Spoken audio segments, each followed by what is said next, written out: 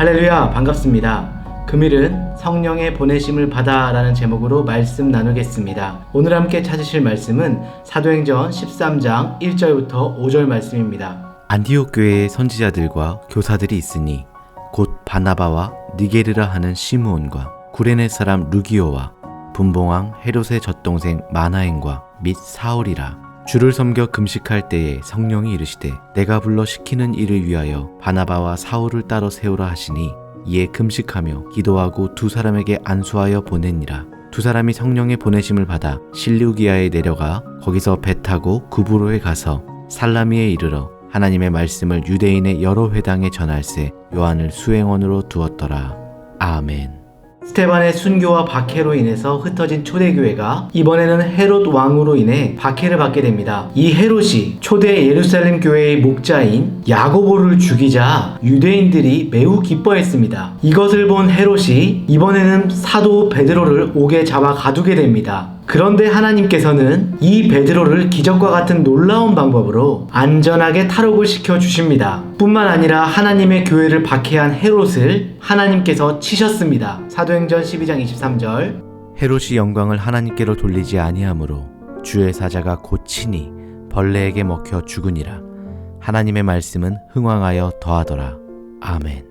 헤롯은 하나님의 치심으로 왕위에 오른 지 7년째에 벌레에 먹혀 죽었다라고 기록을 하고 있습니다. 하나님의 교회를 대적한 사람들의 종말은 이렇게 벌레에 먹혀 죽을 만큼 비참한 인생이 된다라는 것을 성경을 통해 보여주고 있습니다. 그래서 사도행전 12장의 결론은 세상의 권력이 아무리 하나님의 교회를 핍박하고 억누르려고 할지라도 결국 그 권력은 하나님 앞에서 망하게 되어 있고 하나님의 교회는 더 흥왕하고 왕성해지는 것을 보여주고 있습니다. 이것이 바로 사도행전 12장의 말씀입니다. 그리고 오늘 13장으로 넘어와서 사울의 이름이 사도 바울로 변하는 변화가 일어나게 됩니다. 이제는 더 이상 사울이 아니라 이방인의 사도로서 전 세계를 향하여 본격적으로 복음의 문을 열게 되는 변화가 일어나게 된 것입니다. 사도행전 13장 1절.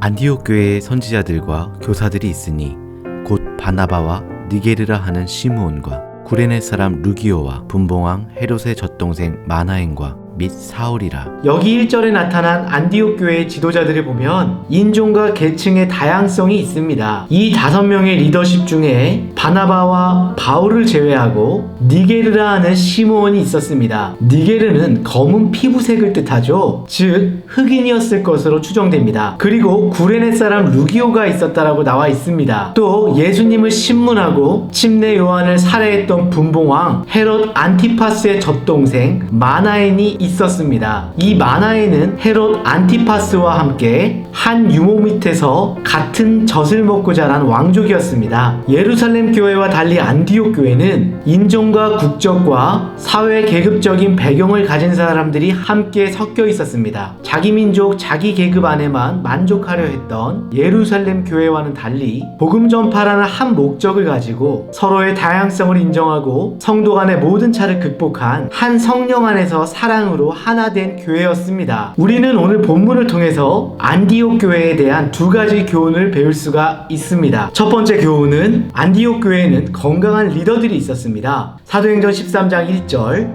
안디옥 교회의 선지자들과 교사들이 있으니 교회의 영적 지도자 5명이 다 선지자와 교사들이었다라고 기록합니다. 선지자는 하나님께서 주신 말씀 그대로를 선포하는 사람입니다. 교사는 그 말씀을 붙잡고 사람들 눈높이에 맞게 가르치는 사람입니다. 오늘날로 말하면 하나님의 말씀을 전하는 목회자가 있고 그 말씀을 듣고 가르치는 교사와 목자들이 있다는 것입니다. 그렇게 안디옥 교회는 말씀의 능력을 가진 지도자들이 이끄는 영적인 교회였습니다. 영적인 지도자는 자신의 독단적인 의지로 교회를 이끌고 가는 사람이 아니라 기도하고 하나님의 음성을 듣고 그에 따라 결정하는 사람들을 말합니다. 사랑하는 여러분, 하나님의 말씀을 붙잡으시기 바랍니다. 하나님의 말씀을 붙잡으시면 하나님께서 힘을 공급해 주십니다. 능력을 주시고 피할 지혜와 용기를 주십니다. 바라기로는 우리 교회의 모든 성도님들이 안디옥 교회와 같은 영적 리더십들이 되고 한 성령 안에서 사랑으로 하나 된 가정들 되시길 주님의 이름으로 축원합니다. 이것이 바로 안디옥 교회를 통해서 주시는 첫 번째 교훈입니다. 두 번째 교훈은 안디옥 교회는 기꺼이 주님 앞에 헌신하는 교회였습니다. 사도행전 13장 2절 말씀, 주를 섬겨 금식할 때에 성령이 이르시되 내가 불러 시키는 일을 위하여 바나바와 사울을 따로 세우라 하시니. 여기서 중요한 단어는 바로 성령이 이르시되. 여러분, 교회의 주인은 누구십니까? 바로 하나님이십니다. 이 세상의 모든 교회는 성령의 역사에 의해서 세워졌습니다. 교회는 다수가 좋아하는 결정에 따르는 것이 아니라 성령님이 이끄시고 시키는 대로 따르는 것입니다. 그렇게 오늘 본문 말씀은 성령께서 바울과 바나바를 따로 세우라고 말씀하십니다. 바나바와 사울은 이제 일반 목회가 아니라 선교 현장에 집중할 수 있도록 말씀하셨습니다. 여러분, 하나님께서 부르시는 그 부르심은 거룩한 것입니다. 그 순간부터 순종하고 집중하여 사명을 다해야만 하는 것입니다. 하나님께서는 사명받은 자에게 완전한 헌신을 원하시기 때문입니다. 이에 금식하며 기도하고 두 사람에게 안수하여 보내니라.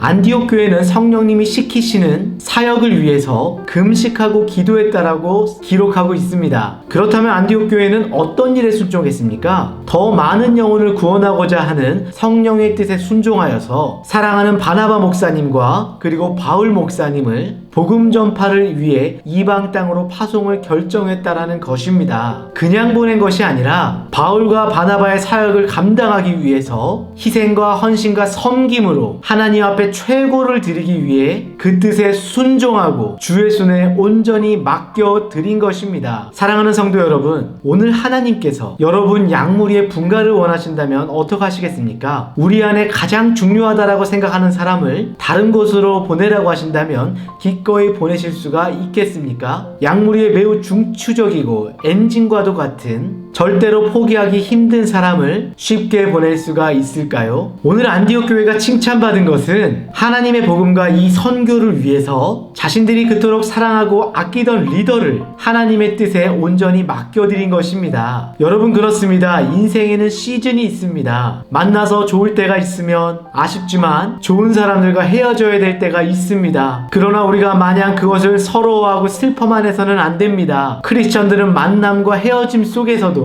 하나님의 예비된 축복과 은혜가 있기 때문입니다. 이러한 안디옥 교회와 같이 하나님의 나라와 영광을 위해서 성령님의 부르심에 순종하여서 많은 영혼들을 구원하시는 복음 사역에 귀하게 쓰임받는 성도님들 되시길 주님의 이름으로 축원합니다. 사랑하는 여러분, 오늘 안디옥 교회 성도들은 바나바와 사울을 보내는 큰 헌신을 하나님께 드린 것입니다. 여러분, 이 헌신이라는 것은 지금 현실에서 여러분이 가지고 계신 가장 소중한 것을 하나님께 드리는 것입니다. 바로 나의 최고 베스트를 주님께 드리는 것입니다. 하나님께서 우리에게 하신 일을 기억하고 감사함으로 주님께 결단하는 것입니다. 나의 가장 우선순위, 가장 소중한 것을 하나님께 드리는 것입니다. 그런 의미에서 지금 21일 특별 새벽 예배 중인데, 비록 우리가 몸이 고단하고 피곤하지만 몸 대신 교회를 위해 기도하고 봉사하는 것, 이런 것이 바로 최고의 시간을 하나님께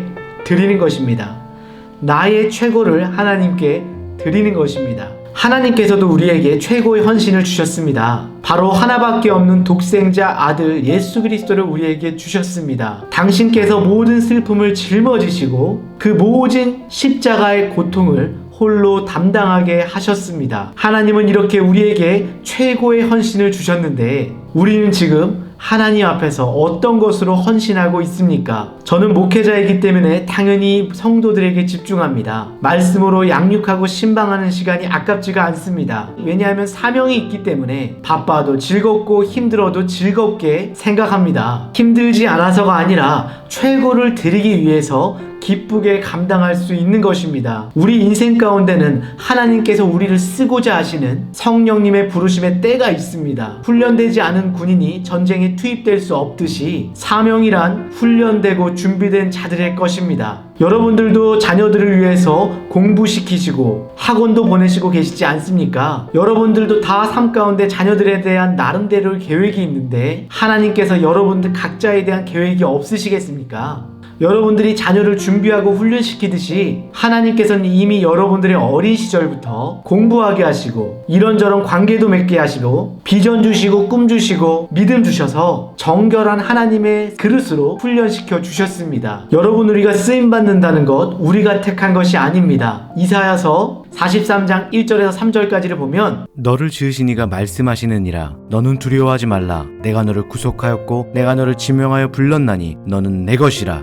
내가 물 가운데로 지날 때에 내가 너와 함께 할 것이라. 강을 건널 때에 물이 너를 침몰하지 못할 것이며 내가 불 가운데로 지날 때에도 타지도 아니할 것이요 불꽃이 너를 사르지도 못하리니 대저 나는 여호와 내 하나님이요 이스라엘의 거룩한 이요 내 구원자임이라. 아멘.